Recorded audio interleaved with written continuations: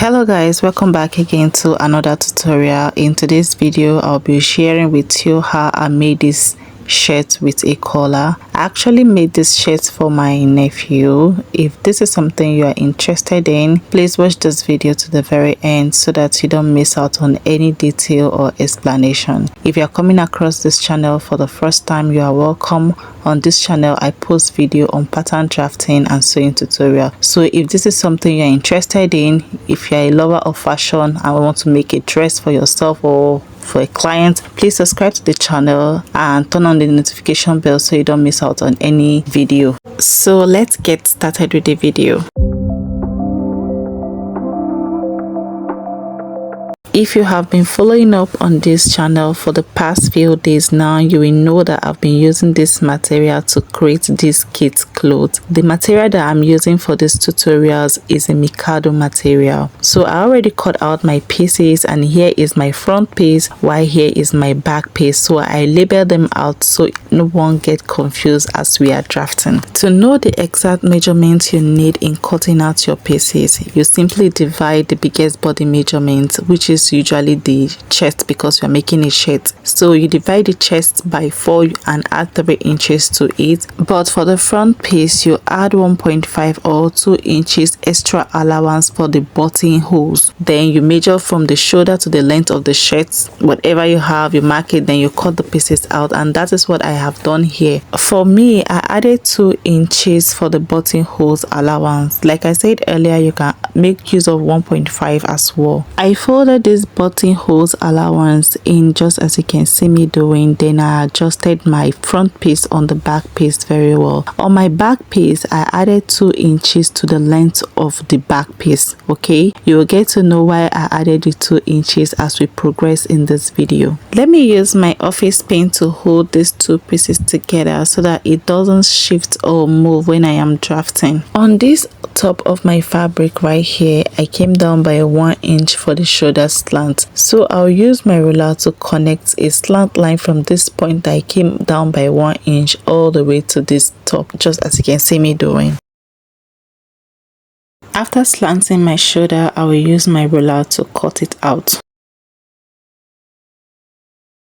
After slanting and cutting off the shoulder slant, I remove the pins. Then I pull down the front piece down so that the length of the front piece and that of the back piece will be equal. So this allowance you are seeing at the back piece, I will fold it so that it will overlap the front piece, just as you see me doing like this. The reason why we are doing this is because when you are drafting a shirt pattern, the back shoulder line is usually longer than that of the front neckline. Okay, maybe when we proceed further, you'll understand better what I'm trying to say. So I will use my iron to iron this flat so that it will stay perfectly. Okay, this is what I have after I was done ironing this allowance so it overlapped the front piece. At least it laid a bit.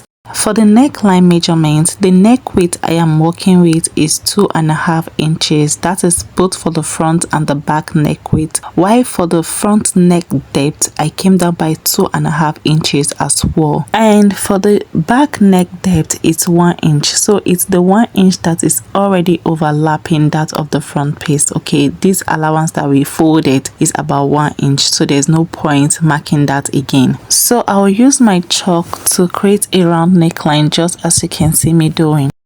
For the shoulder measurements, the shoulder I am working with is 11 inches. I divided it by 2 and I had 5.5. So I marked 5.5 as on the shoulder line. Then on that shoulder line, I came down by the same 5.5 for the armhole depth. I will use my ruler to connect these 2 points together on a straight line, and that will serve as the armhole line. Then I'll also extend this line horizontally and it will serve as the chest line. On this chest line, I divided the round chest measurement I am working with by 4 and I marked it. The round chest measurement I'm working with is 28. 28 divided by 4 is 7. So after marking that, I use my free hand to curve the armhole like this.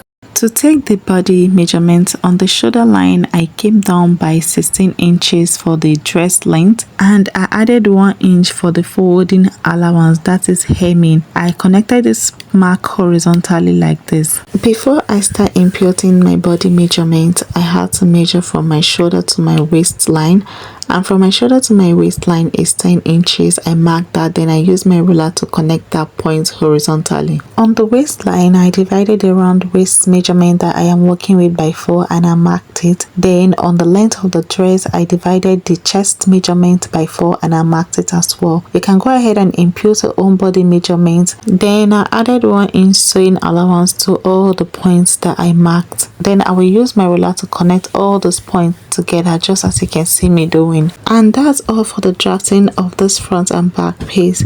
So now I'll use my scissors to cut the neckline, the armhole and the side. Then I'll trim the length as well. So guys, pay attention to how I am cutting this out. I am not just going to cut through the neckline. I'll raise this allowance that I folded, this allowance that overlap my front piece. I'll raise it up and I'll cut through that part. That is the 1 inch for the back neckline. Then I cut through the front neck depth, just as you can see me doing. And that is all for the cutting of the neckline. So next I'll go ahead and cut through the armhole and the sides.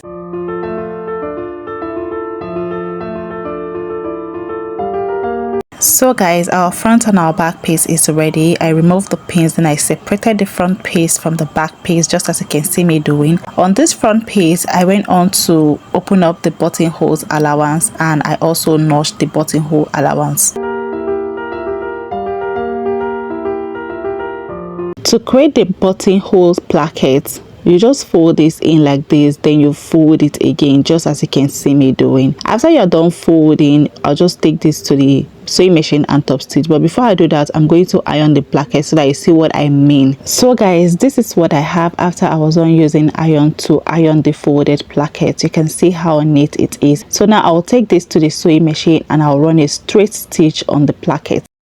And again, I place my front piece on my back piece, right side facing each other. Then I arrange the shoulder lines together. That is the shoulder line on the front of the front piece on my back piece, just as you can see me doing. Then I'll go and sew it as well. Then I did the same thing to the second side as well. I arrange the shoulder, then I'll go and stitch on the shoulders. This is what I have after I was done sewing the buttonholes plackets and also joining the shoulders. So now I will arrange the front piece and the back piece together and make sure that they both lengths are equal. On the front armhole, I will use my chalk to just highlight it. I'll just dip in the front armhole by 0.25 inch. Okay, you know that the front armhole is usually deeper than that of the back. Then I will use my scissors to cut out the part that I highlighted with my chalk, and I'll do the same thing for the second side as well. I will simply go in on the front armhole by 0.25 inch, then I'll use my chalk to trace that out and I will cut it out.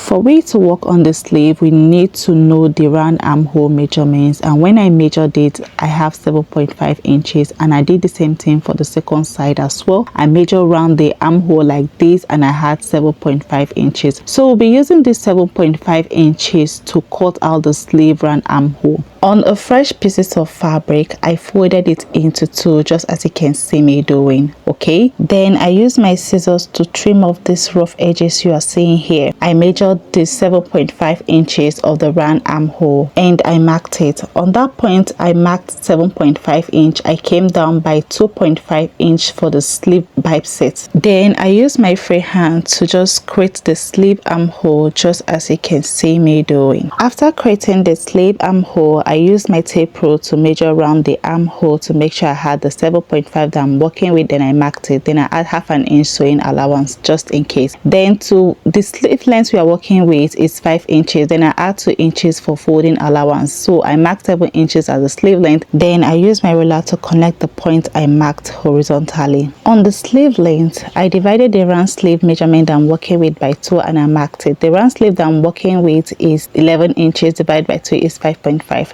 Then I add 1 inch sewing allowance to it. Then I connected the 2 points together and I went on to cut it out.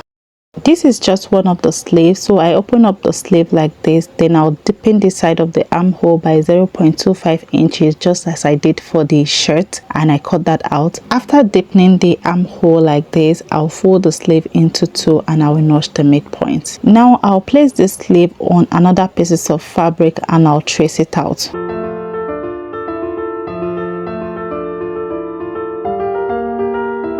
Now I'm going to fix my sleeve to the shirt. I'll open up the shirt pieces like this. Then I place the midpoint of the sleeve where I notched to the mid armhole of the shirt. The mid armhole of the shirt is not where the shoulders are joined together, okay? It is this guitar line I am having here. If you arrange the shoulder properly, that is the shirt's shoulder properly, and iron it, you will notice that the mid armhole of this shirt is not where the both shoulder are joined together. So I place the mid part of the sleeve on the mid armhole of the shirt, then I use my office pen to hold them together. And when I'm done with this, I'm going to take it to the sewing machine and I'll stitch the sleeve to the shirt. Then I did the same thing to the other side as well. I will just match the midpoint of the sleeve to the midpoint of the shirt. Then I'll use my pin to pin it all the way around. And when I am done, I'm going to take it to the sewing machine and I'm going to stitch it as well. And I will also be hemming the length of the sleeve, okay?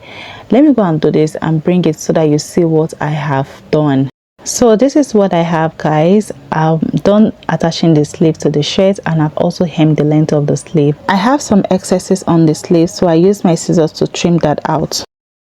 Now to join the side, I'll simply fold my sleeve into two like this, then I'll use my office pin to hold it together. While doing this, make sure that the both armhole of the sleeve are together, okay? So I'll pin this all the way down to the length of the shirt. Then I'll take it to the sewing machine and I'll stitch it by the 1-inch sewing allowance that I left earlier when I was drafting this piece. And I will do the same thing to the second side as well.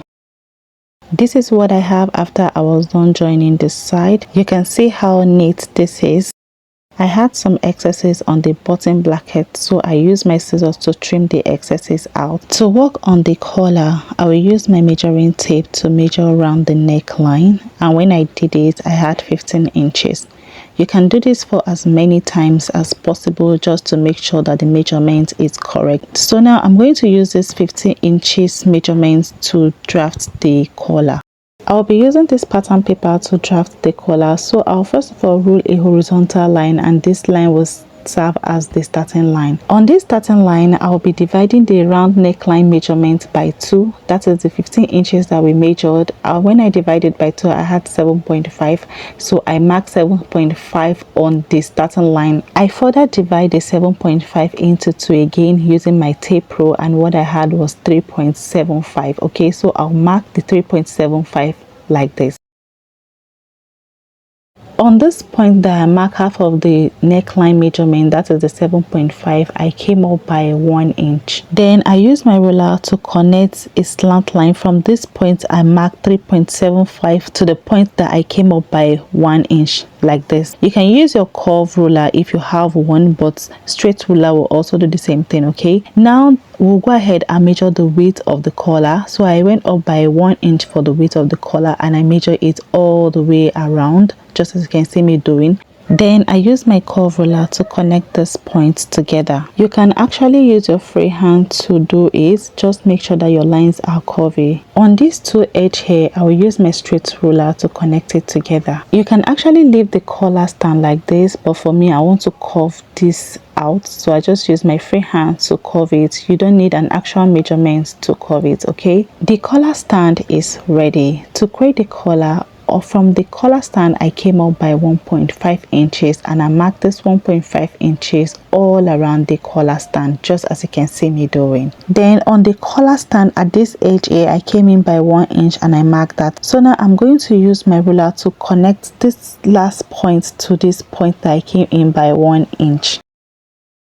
Now I'm going to use my free hand to connect these points that I marked for the collar together. And that's basically it for the drafting of the collar. So I'll just label this the collar stand, and here is the collar itself. Before I cut out this collar, I had to measure it to be sure that the measurement is the same with that of the shirt neckline. And when I did this, I discovered that this collar is longer by half an inch. So I used my marker and adjust to the exact measurement I am working with, which is 7.5, and I connect the point together on a straight line. Then I give it a curve. So after doing this, I went ahead to cut out this collar.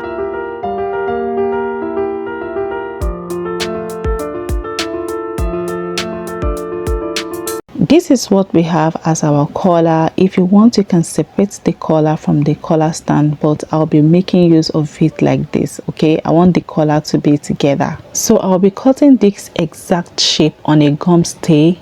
I'll not add any sewing allowance. Okay, just this exact on a gum stay, but make sure that the gum stay is folded into two. This is it, guys. The gum stay is the exact shape of the pattern, and I also ironed this gum stay on the fabric, just as you can see. But on the fabric, I left 1/2 inch sewing allowance on all the side. You can see that I cut 2 pieces of this fabric, so I will just go ahead and pin these 2 pieces together, and I will take it to the sewing machine and I will sew all around these pieces, just as you can see me directing, leaving this down part for turning. This is what I have after sewing around the sides of this piece, leaving this part for turning. I trim off these excesses that I have here, then I turn this to the right face. For these pointy edges, I use my scissors to push it out. You can use any sharp object to push out the pointy edges.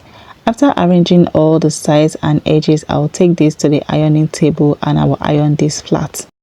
This is what we have our collar looking like after ironing, and I also use my iron to fold 1/2 inch in on the side, as you can see. Now I will fold the collar into 2 and I will notch the midpoint. On the shirt too, I'm going to fold the shirt into 2, just as you can see me doing, and I'll also notch the mid neckline. Then I'll place the midpoint of the collar, that is the notched part, to the midpoint of the shirt neckline, and I will use my pin to hold them together. I pin the collar all around the shirt neckline, just as you can see me doing. Now I'm going to take this to the sewing machine and I will sew this. After sewing this folded part, that is this part that I folded in, I'm going to use it to cover the stitches. Okay, so I will go ahead and do this and I'll bring it back so you see what it looks like. This is what I have after sewing the collar. You can see how neat this is. I also went ahead and weaved the inner, and I also folded the length of the shirt, as you can see. So the last thing is to fix the button and the buttonholes, and when I do this, you will see it in the intro. Thank you so much for watching this video. I hope this video was helpful. If you have any question regarding this tutorial, leave your question in the comment section and I will respond to your question. And if you don't have any question, encourage me by dropping a nice comment for me and also like this video. Thank you again. See you in my next one.